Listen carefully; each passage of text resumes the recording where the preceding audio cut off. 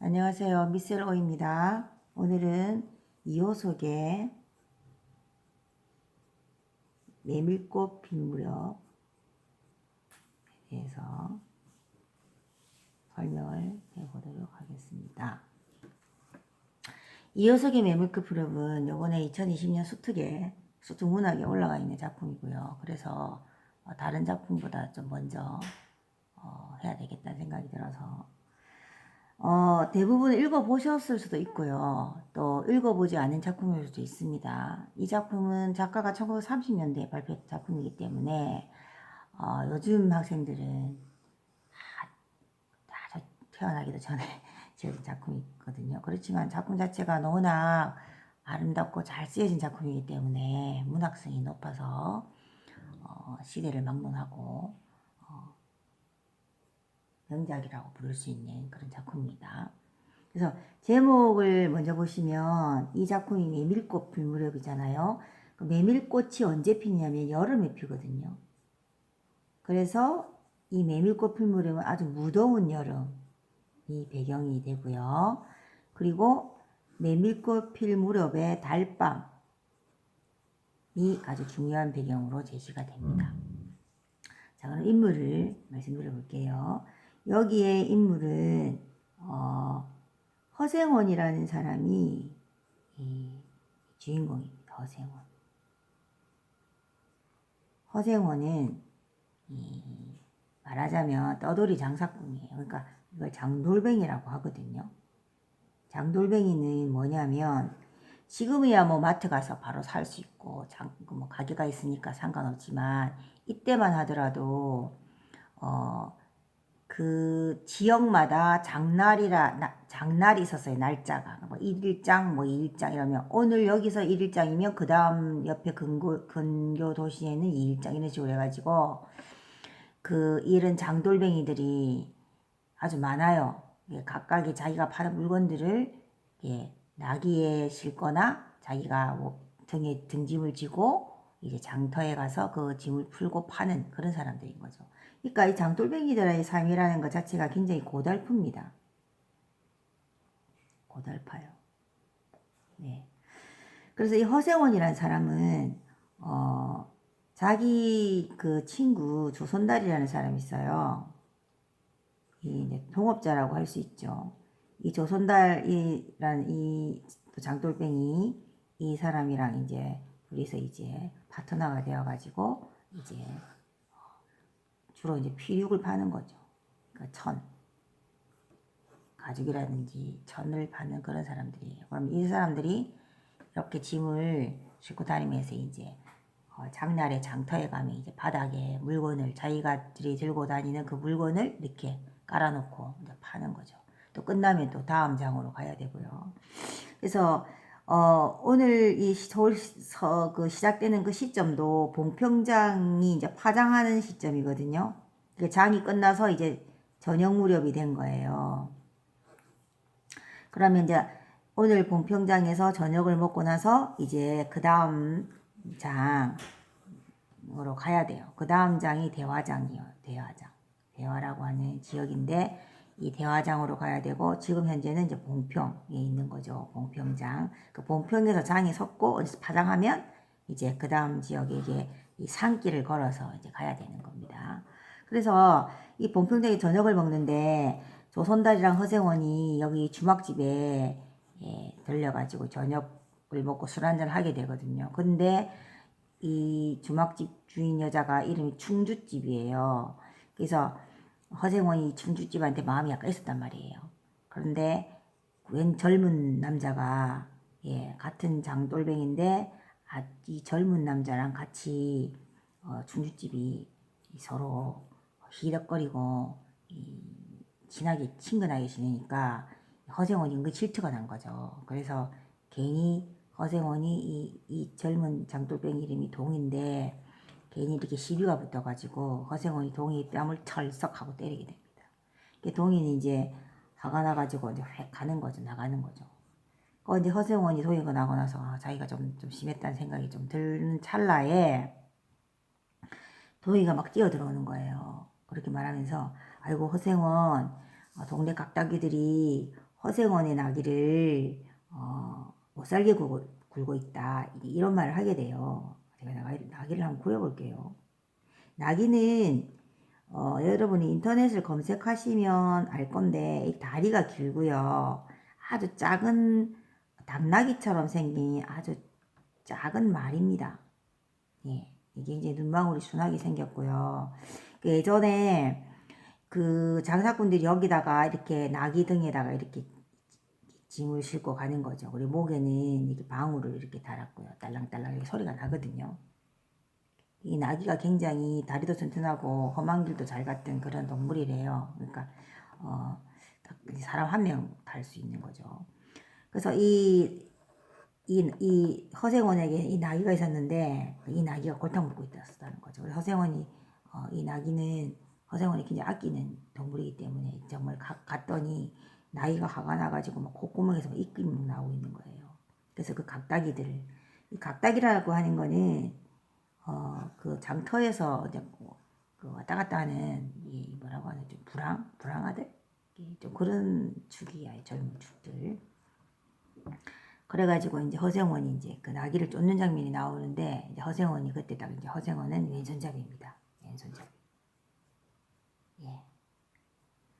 그래서 이제 동이가 이제 고마운 거예요. 자기한테 뺨도 맞고 간 놈이 그 허생원 나귀가 지금 동네 장터 이 각다기들한테 놀림을 받고 있다. 이렇게 알려주러 온 게 너무너무 고마운 거예요. 그래, 그거를 이제 계기로 대화정으로 갈 때 세 명이서 같이 이제 가게 됩니다. 예, 세 명이서 같이 대화정으로 동행을 하게 되는 거죠. 네, 나란히 이제 동이도 이제 합세를 하게 되고요. 이렇게 가게 되는 거죠. 산길을. 네. 근데 그 가는 산길이 그 굉장히 이제 아름다운 거예요. 여기 길 양 사이드로 메밀꽃이 흐드러지게 폈다고 되어 있거든요. 메밀꽃이 하얗게 소금을 뿌린 듯이 이렇게 나고 숨이 막힌다. 달밤에 상상해 보세요. 지금 달밤이고 지금 산길을 걸어가는데 이 산길은 사람들이 나란히 갈 수 없어 일자로 가야 되는 그런 길인데 나귀목에서 딸랑딸랑 방울소리가 나고 이게 하얗단 말이에요. 좌방이.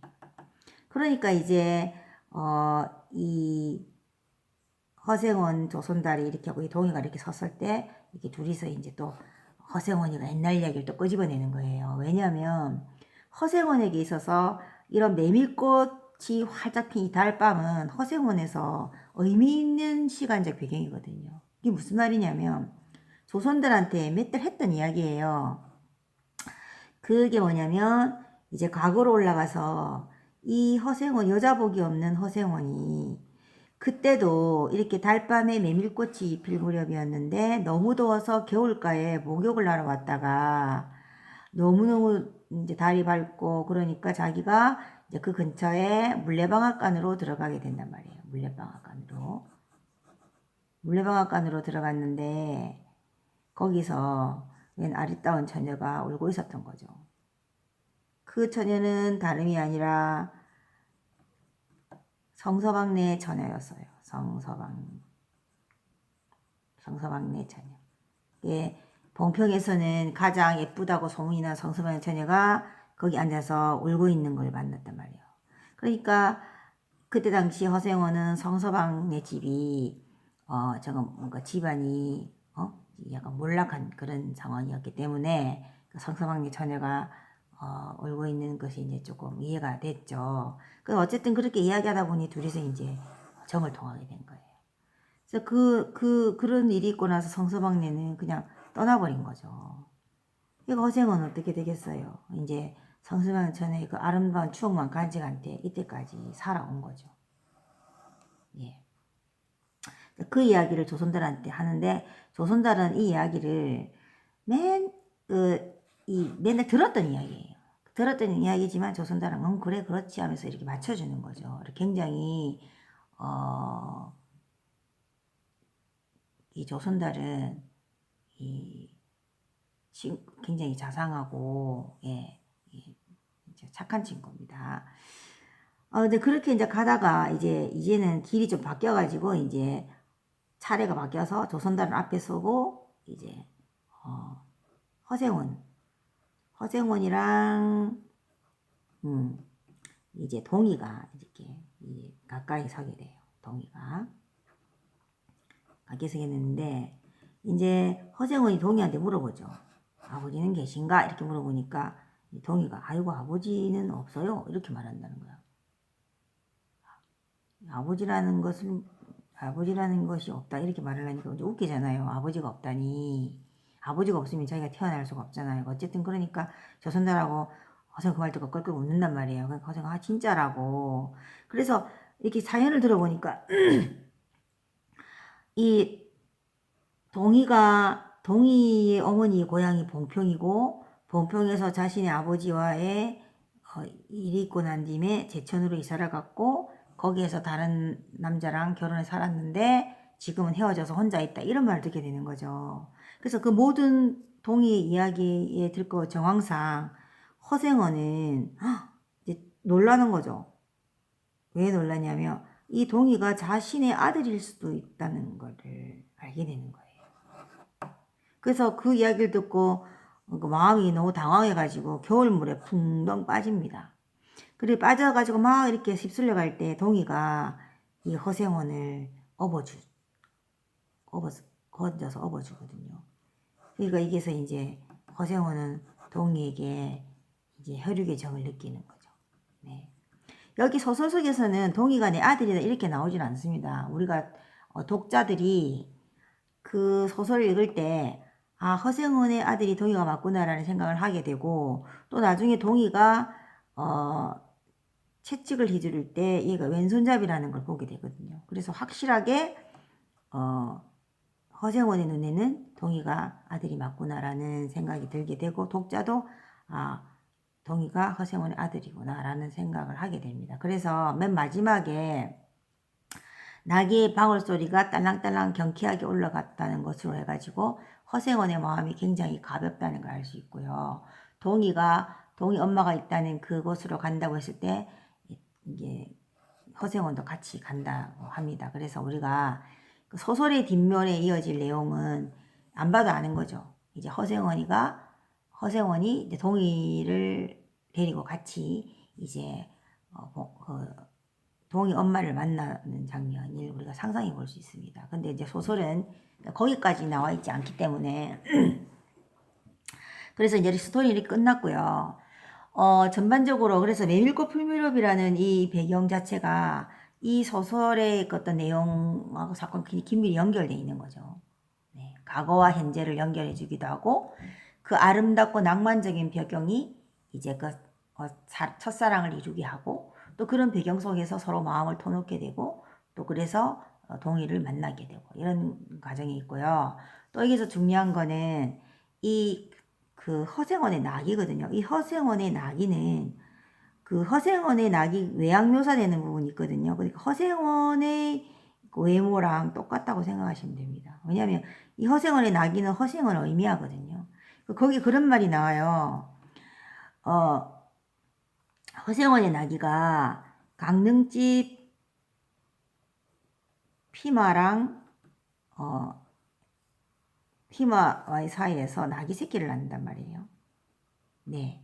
그래서 여기 낙이는 허생원을 의미하는 거고요. 강릉집 피마는 성서방네 처녀예요. 성서방 처녀. 그럼 낙이 새끼는 동의가 되는 거죠. 네. 그래서 소설의 마지막 부분에 그런 말이 나와요. 그러니까 허생원이 겨울물에서 빠져나와가지고 동희한테 엎여서 나와서 하는 말이 있거든요. 그것이 강릉지 피마 사이에서 낙이 새끼를 낳았단 말이지. 낙이 새끼만큼 예쁜 것이 어디 있을까? 뭐 이렇게 말하는데 조선달이 의미 있는 말을 해요. 아우 그렇구나. 낙이 새끼가 사람을 물에 빠질 정도면 정말 물에 빠치울 정도면 대단한 거지. 이런 식으로 말을 하거든요. 그래서 이제 여기서 이제 중요한 거는 이제 낙이가 허생원이랑 동일시된다는 점이고요. 그래서 여기서 메밀꽃 풀물의 배경이 결국은 뭐냐면 주제를 말한다면 이 아름다운 자연이 주는, 그러니까 아름다운 자연 속에서 발견되는 어떤 사랑, 그렇죠? 인간의 근원적인 사랑이죠. 성서왕의 처녀와의 사랑도 그렇고 동의와의 둘이서 만나게 돼가지고 그 육친의 정을 깨닫는 것도 그렇고, 그리고 두 번째는 뭐냐면 이 장돌뱅이의